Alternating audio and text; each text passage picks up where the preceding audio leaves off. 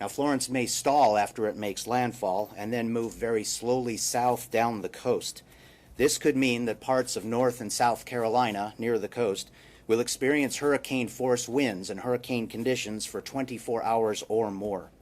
Hurricane watches and warnings, as well as storm surge watches and warnings, are in place across coastal North and South Carolina.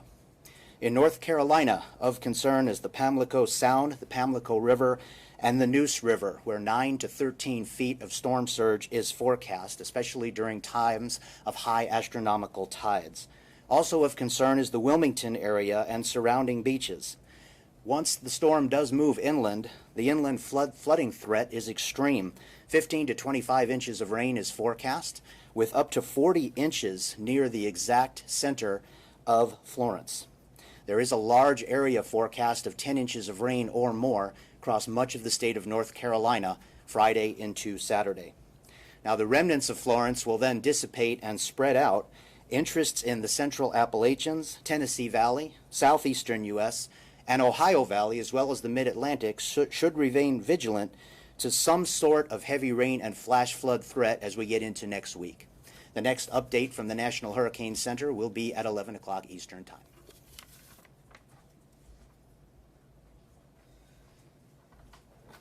Good morning again. I'm Jeff Byard. I'm the Associate Administrator for Response and Recovery for FEMA.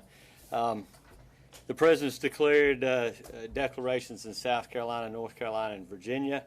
I want to first thank the media for the messaging that got out yesterday, and I want to continue in advance. Thank you again today. We need our message out that this is a very dangerous storm. It's going to impact many of our citizens in multiple states, not just on the coast, but definitely inland. More to follow on that, but I need to reemphasize this is a dangerous storm. We ask that you heed the warnings. Today's the day. It's a team effort, just as I think the media, you're part of the team, is getting our message out of the importance and the dangerous nature of this storm. But right now it's time for our citizens to be a part of the team and heed those warnings and evacuate if you're in one of those zones. Talk to your local state government. Make sure that you have a plan. Download the FEMA app. Go to ready.gov to make sure you're ready. The main thing on evacuations is life safety. That will be our priority, as our effort will be stabilization. But you need to evacuate if you're in one of the evacuation zones. I ask that you do that for your own safety and also for the safety of our first responders. We don't want to put additional risk on our first responders when this storm. We know it's coming. You hear NOAA, you hear the science, you know the dangers, and it's time to evacuate and be a part of the team. This time I want to turn it over to Mr. Charlie English with the American Red Cross. Thank you, Jeff. We appreciate your and Administrator Long's inclusiveness as being part of the team, along with the other private nonprofits and faith-based organizations. We'd like to encourage all residents to, number one, have a plan. Know what you're going to do ahead of time. Don't wander about aimlessly and take off somewhere and not knowing where you're going to go and where you're going to seek refuge. Number two, get a kit. Know what you're going to put in your kit. Shelters are a safe haven, but they're not a resort. So you're going to need your toothbrush. You're going to maybe need pillows and things of that nature to sustain you. Don't forget your medicines, and don't forget to take care of your pets as you come. Number three, know how you're going to get warned. Know the apps you want to download, the news media apps that will warn you and keep you abreast of what's going on. Would also encourage you, like Administrator Baird just mentioned, to download the FEMA app. Red Cross also has an app. If you would download that, it will give you up-to-date information on where shelters are being opened as they are open. Thank you. We'll now open it up to Q&A. Okay. Please state your name and affiliation, if you would. Yes, ma'am. Eva McKen, Spectrum News. We learned this morning that Senator Jeff Merkley obtained memos showing the Trump administration taking nearly $10 million from FEMA, which deals with hurricane relief, and giving the money to ICE for more detention centers. What can you tell us about this? Would that funding have been used for hurricane relief? Yes, ma'am. What I can tell you is we have plenty of resources, both monetary, staff, and commodities, to respond to the dangerous storm that is Hurricane Florence. We again ask those residents that are in the impacted zones to heed the warnings now. Additional information can be provided, but right now we want to focus on what are those impacts from Florence and what can our citizens do today, which is the last good day to evacuate, and we really want to push that message. But can you specifically shed any light on this funding that Senator Markley is calling attention to? Yes, ma'am. What I can tell you is we have plenty of resources to respond. We have plenty of resources to recover. That has not impacted our situation whatsoever. Thank you. Kayla Rosenberg, government. Thank you for taking our questions. Do we have any insight and estimate into how much the damage is going to be from the storm, the impact, and will there need to be more funding from Congress? So, a good question. The question was, what do we have any impacts or assessments on what the impacts of this storm may be? I can tell you it's going to be large. I can tell you right now, as far as the disaster relief fund, we're healthy in that fund. That is the fund that we utilize with the Stafford Act, and we have no concerns at this time. As far as what the exact amounts are going to be, it's too early to determine. But I can say this: there will be disruptions in our services. The power will go off. Infrastructure will be damaged. Homes will be damaged or destroyed. So again, the time to act is now. We can rebuild that. The power will come back on. Roads will be repaired, but we cannot repair loss of life. And we ask right now that the time to evacuate is now. Yes, ma'am. Then I'll come to you. Renee March with CNN. You mentioned the disaster relief fund. How much money do you all have in the fund now going into this hurricane? And then the second question, do you guys have a better sense now as far as commodities, numbers, what is where and how much of it? Well, to your second point, as far as commodities, we have adequate commodities that we've laid down across the full spectrum of the states.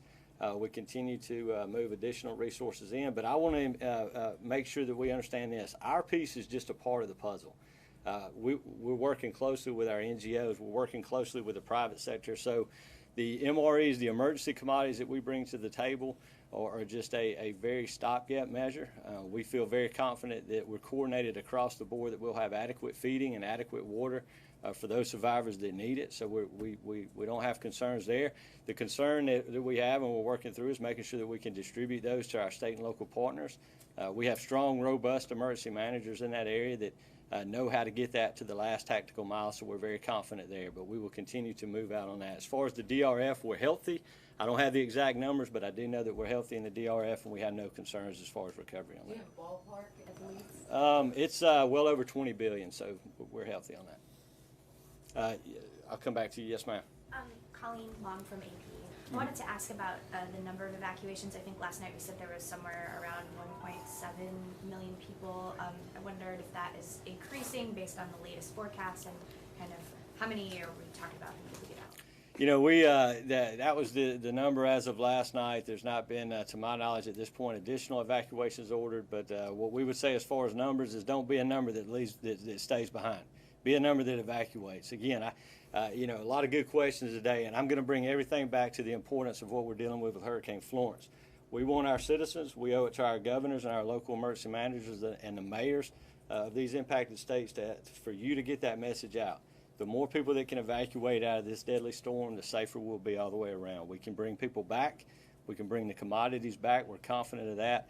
But our emphasis today is that team effort and what the citizens can bring to the table today.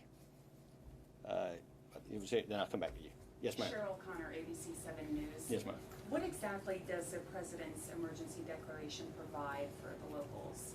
Right. So there's several types of declarations. What we've been authorized, what the President's authorized, that any resource that a state needs at this time that the federal government can provide can be provided. It allows us to move resources in. It allows us to engage assets and resources like Urban Search and Rescue, Department of Defense, Health and Human Services, FEMA, our commodities, our emergency commodities, and other things. Those declarations will be assessed, obviously, as impacts, and we'll go up from there. That's a process that we work closely with our states on and the White House on. We're confident that we'll get the resources we need and the programs we need to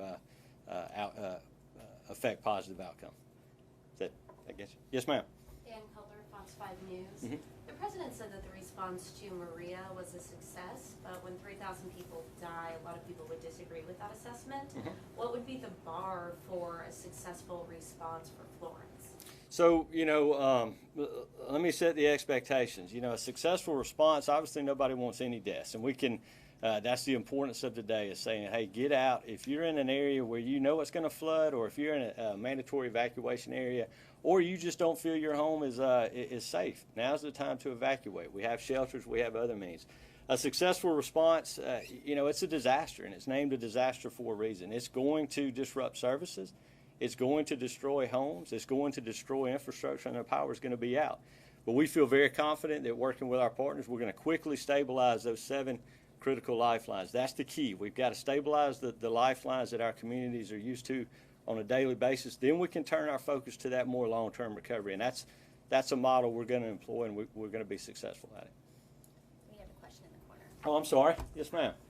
Heather Timmons with Courts. There was the South Carolina Department of Corrections said last night they don't plan to evacuate one of the prisons that's right in the mandatory evacuation zone. Is that something that the federal government gets involved in? I mean, when it's a mandatory evacuation zone?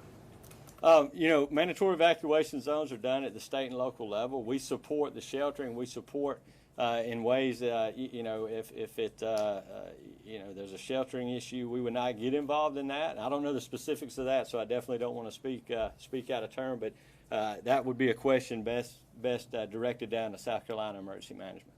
Can I ask a follow-up that's Yes, ma'am. related? There's some concerns about the people that just don't have enough money to evacuate, for several days. They can't afford to take themselves on the road. What would you say to those families and those people that are worried?